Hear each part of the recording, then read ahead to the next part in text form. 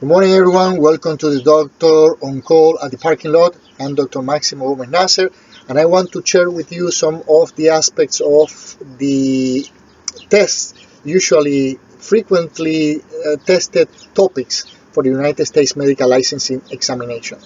So basically today I'm going to talk about arthritis or pain in the joints. The pain in joints require a proper assessment by the doctor. Basic questions are essential. One of the essential questions is concerning the pattern of the pain, whether this is distal or this is proximal.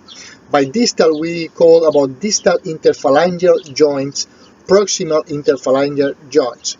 So basically by the pattern that the disease presents in the hand can help us to identify if this is a chronic disease from wear and tear or this is a chronic disease produced by inflammation or autoimmune process.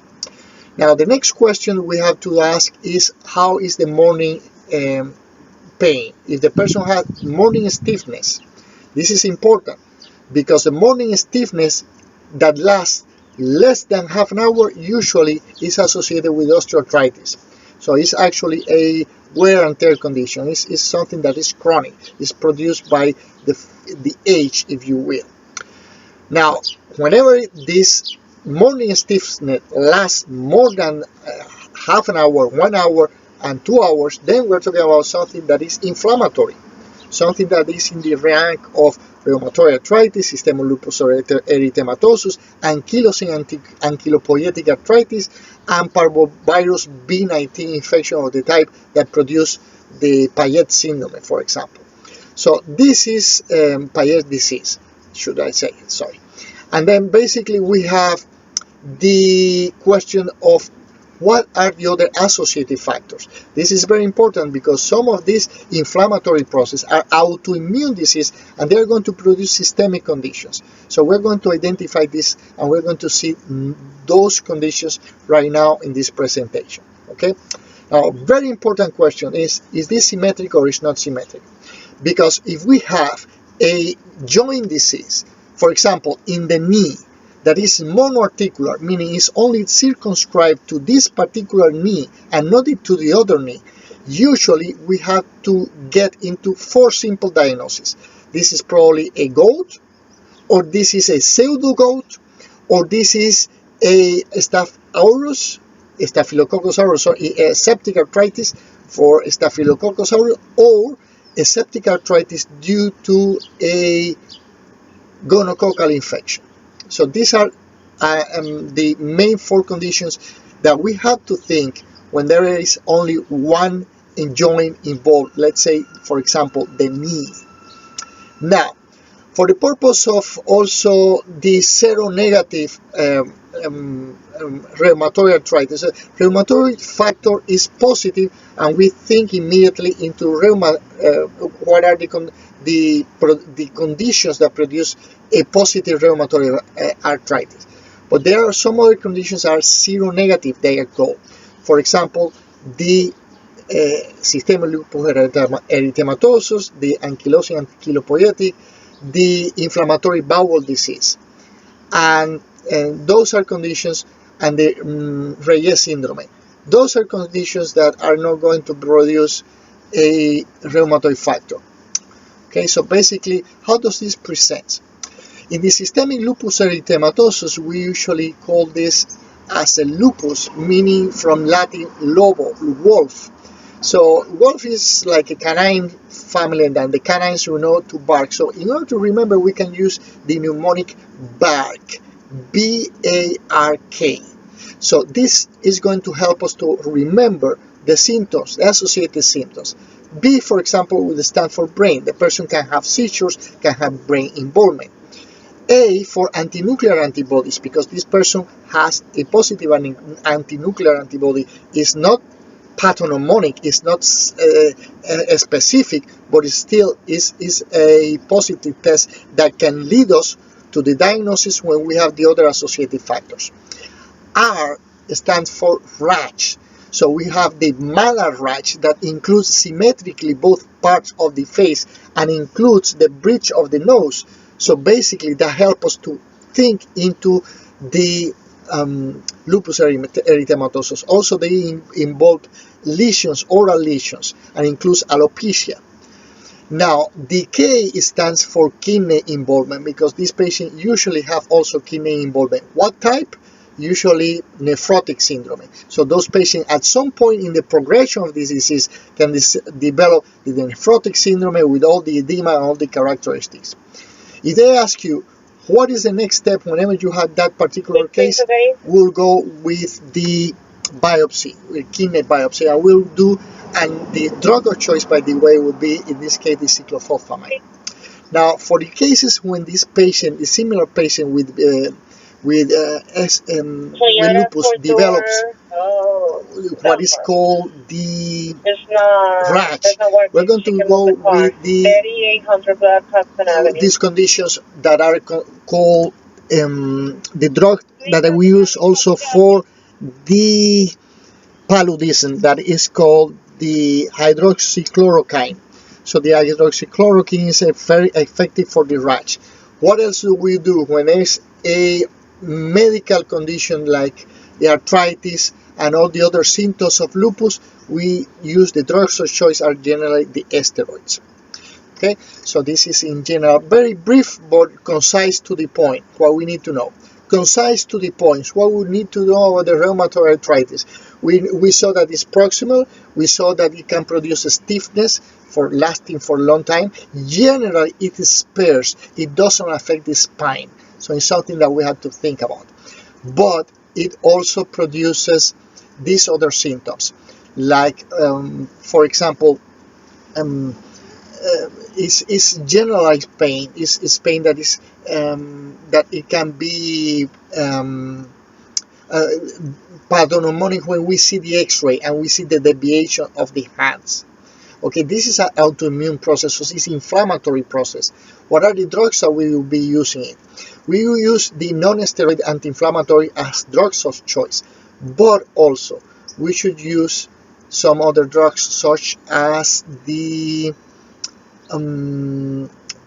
we're going to talk about colchicine. The disease modifying of the MARS drug modifying rheumatoid arthritis. In this case, we have the methotrexate is basically the first drug that we have to think. Methotrexate. Also, the hydroxychloroquine, which is again the drug for the paludism. We can use, for example, gold and leflunomide. Remember, the gold salts, very expensive. The leflunomide, also very, very expensive. But the first choice would be methotrexate, and the second choice would be the hydroxychloroquine. That would be the second choice. The sulfasalazine would be the third choice, and then we can use any of the other drugs that are more expensive. Now, this disease-modifying drugs should be used as early as possible because they actually have been seen that there is benefit in doing that. In the first 2 years is when the person developed the most problems. Now, what happened? We saw the systemic lupus erythematosus, rheumatoid arthritis, ankylosing spondylitis usually is a genetic disease. And it's also just, this involves the spine, it's the rigidity that we see in the person, usually associated also with age. Now, for the psoriasis, we see in the psoriasis in general, we don't have any clear cause, but we have to actually, we can identify because the patterns of the erythematous rash mostly, let's say, symmetrically in the elbows. So it doesn't affect the face, it affects mostly the elbows, affects the belly, this erythematous rash of the psoriasis, and of course involves also the arthritis. Now, for the gout, what do we do for the gout? For the gout, we have to take important consideration, which is the uric acid produce pain when there are fluctuations in the levels. So what is the serum fluctuation, the serum level we are targeting? The serum level of uric acid should be less than 5. if the person is found in the physical exam with a tophi. The tophi is this lesion that presents mostly by the uric acid accumulation in the distant fingers. Now the tophi, if there is a tophi, we have to keep the uric acid less than 5. This is the goal in prevention. What drug do we use? Colchicine. What other drug we should use? We use the allopurinol. But again, as a prophylaxis, remember, if we use the allopurinol, it produces abrupt changes and produces pain, and it triggers an attack. So whenever the person has, we do the 24 hours urine collection for uric acid. If the level is more than 8, we use the allopurinol. If it is less than 8, we use the probenecid, which is a acid urine agent. So it produces acidity in the urine. Now, this is in general what we use there in the gout. Now, how do we measure? How we do identify the gout? We do it by the first choice would be arthrocentesis, obtaining the liquid from the joint, and we're going to see negative birefringent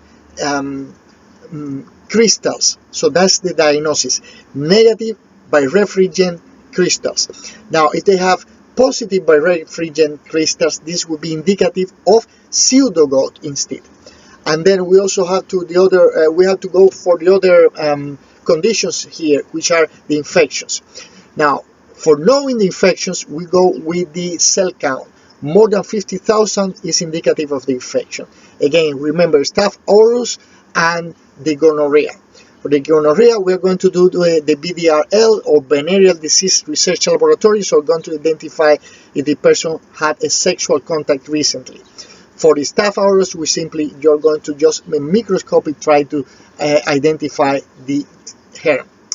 Also, in this case, for these mono-articular joints, we have to see pseudogout, gout. We have, I think I have touched most of the elements that are usually frequently asked for us in this test. Probably leave one detail or two. But in general, these are the elements that, for the osteoarthritis, the most important part is prevention again. Osteoarthritis, according to the current therapy in 2016, they try to avoid the hyaluronic acid, all those injections. The drug of choice keep being the non-steroid anti-inflammatory. But most important is modifying conditions, namely the aerobics, namely start doing the exercise, namely start losing weight, and this is the focus of the main prevention for the osteoarthritis. Okay, and so important in the osteoarthritis, the NSAIDs are the #1 cause of gastritis and ulcer in the elderly. So the goal is to associate it with PPIs, protein pump inhibitors. And also we have to use at some point the misoprostol that blocks the prostaglandin and can be a good choice. So I hope this is choice for prevention. I should finish this sentence. I hope you find it at least interesting and useful if you're going to take this exam. And this is all for now for the arthritic conditions or arthritic disease. Have a wonderful and blessed day, and hope to see you again here soon. Thank you very much and have a great day.